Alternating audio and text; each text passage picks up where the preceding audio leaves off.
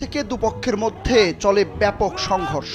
Science lab মোড় থেকে শুরু করে নিউ মার্কেট, নীলক্ষেত মোড় এবং ঢাকা বিশ্ববিদ্যালয়ের মুক্তি ও গণতন্ত্র তরুণ এলাকা পর্যন্ত বিস্তৃতি ঘটে এই সংঘর্ষের।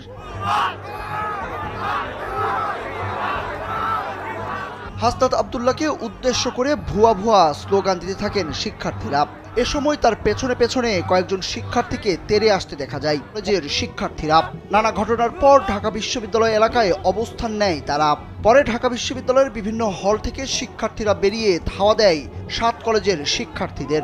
রাত 10টার পর মার্কেট এলাকায় ঢাকা কলেজের সামনে শিক্ষার্থীদের কাছে যান তিনি, কিন্তু শিক্ষার্থীদের কাছে খুব একটা সুবিধা করতে পারেননি হাসনাত।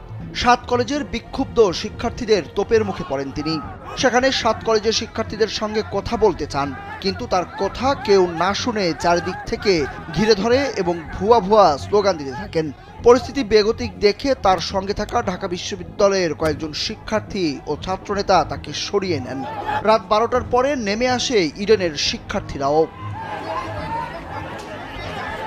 ঢাকা বিশ্ববিদ্যালয় এবং অধিভুক্ত 7 কলেজের শিক্ষার্থীদের সংঘর্ষ থামাতে মধ্যরাতে রাস্তায় নামে বৈষম্য বিরোধী ছাত্র আন্দোলনের অন্যতম সমন্বয়ক হাসনাত আব্দুল্লাহ। তখনও তাদের পেছনে লাঠি হাতে কয়েকজন তেড়ে আসতে দেখা যায়। দ্রুত হেঁটে ঢাকা বিশ্ববিদ্যালয় এলাকায় প্রবেশের সময় বিশ্ববিদ্যালয়ের শিক্ষার্থীদের হলে ফিরে যেতে বলতে শোনা যায় হাসনাত আব্দুল্লাহকে। পরে হাসনাত ঢাকা বিশ্ববিদ্যালয় এলাকায় ফিরে আসেন। ঘটনার প্রত্যক্ষদর্শী শিক্ষার্থীরা জানান, বিক্ষুব্ধ শিক্ষার্থীদের শান্ত করতে ঘটনাস্থলে যান সমন্বয়ক হাসনাত আব্দুল্লাহ। উপস্থিত শিক্ষার্থীরা বলেন, বিক্ষুব্ধ শিক্ষার্থীরা হাসনাতের দিকে তেড়ে আসেন। তখন তার সঙ্গে থাকা 4-5 জন তাকে ঘিরে ধরে ঢাকা বিশ্ববিদ্যালয় এলাকায় নিয়ে যান।